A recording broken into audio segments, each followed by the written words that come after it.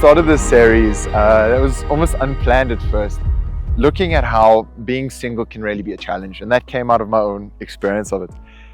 And the follow-up to that was discussing the difference between being too picky and being discerning when trying to decide upon the correct partner or the partner that God has in mind for you.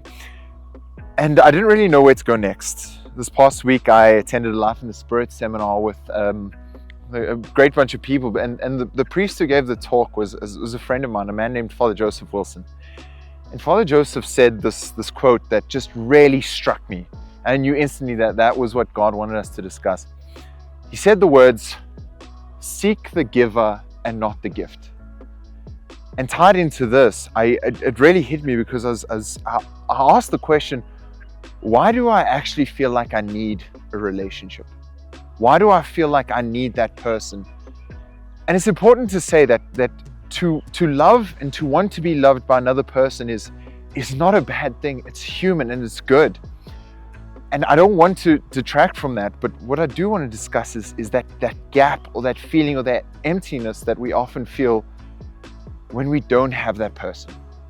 And this comes from a bunch of places, but that's the purpose of today's video. Why do you think you need that person? So we're talking about that internal pressure, that restlessness, that voice inside you that says that without that person, I'm not complete. Or to be complete, I need someone next to me. Firstly, I want to say that's not wrong. That's human. Humanity was made to be in communion with one another. Genesis chapter 2 literally says, it's not good for man to be alone. So yes, relationships are good. We're meant to be in relationship with one another, and in this context, with someone forever. It's why God made Eve to journey with Adam, right? The problem is not having someone there. The problem is not wanting someone to journey with you. The problem is idolizing that or trying to fill that gap, trying to put someone in a place, in a hole that cannot be filled by anyone or anything less than God. The way that we cling to the idea of that relationship says more about, what we're struggling within and what's actually going on around us. And so let's discuss some of the reasons why we might be feeling that gap or feeling a hole that needs to be filled by someone else. I think the first thing to mention is loneliness. It's the big one. It's the one that most often is felt or experienced. Loneliness says that I need someone to be seen. I need someone to be heard. I need someone to acknowledge me, to validate me, and to help me feel like I'm of worth, that I'm not entirely alone. The second one is pressure. Pressure from ourselves and from others, pressure from society, right? Being single sometimes feels like you're in a waiting room, waiting for the next phase of your life. The third one's a bit deeper. It's our sense of identity. We almost attach our sense and who we are, our identity, to another person or to being in a relationship with another person. I don't have value unless I am serving someone else or being served by someone else. Number 4, the fear of missing out. We see people on Instagram, I don't know if it's the same thing for you, but I'm literally being bombarded with news of engagements and anniversaries and wedding invitations. And don't get me wrong, I'm so excited for all of my friends and my family. These are remarkable milestones. But it does create this pressure, it does create this fear of missing out. What have I done wrong? Did I miss a step?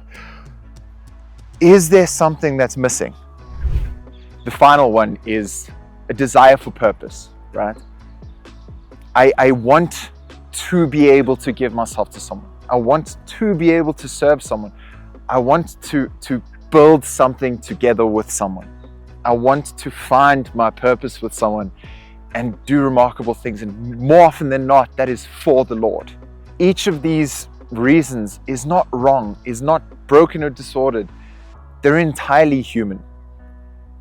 But what I would like to suggest is that, all of them are encouraging us to enter into a relationship, not for the right reason, because I fundamentally think that if any of them are the reason why you're entering into a relationship, they are not going to satisfy the ache in your heart. They are not going to fill that hole. No person is going to be able to fill up the God-sized missing piece in us. So, what do we do about it?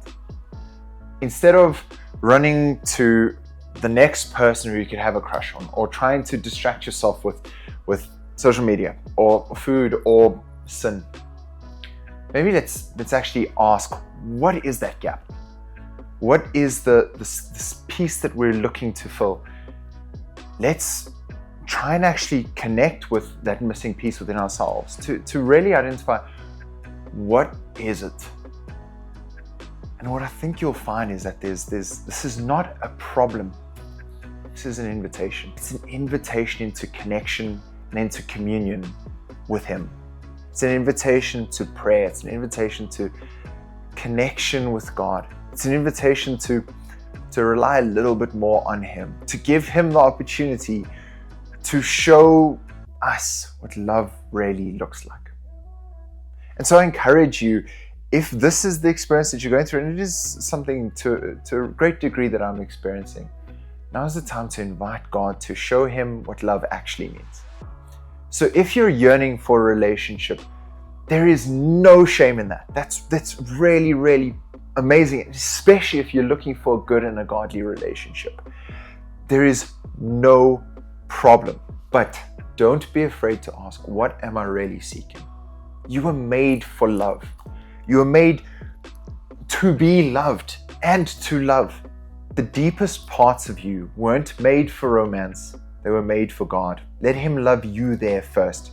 And when that becomes your starting point, you stop looking for someone to complete you, and you start looking for someone to walk with you towards Christ. Please, can you like this video, subscribe to the channel, leave a comment, let us know what your journey through love and relationships has been. And if you have found your person, I mean, thank God. Really, I'm so excited for you. And if you haven't, know that I'm praying for you. But the bigger thing that I'm praying for you is not a relationship with someone else, it's a relationship with God. And that applies to everyone. My name is Mark. I'm Catholic and I'm proud. I hope that you guys are too. God bless.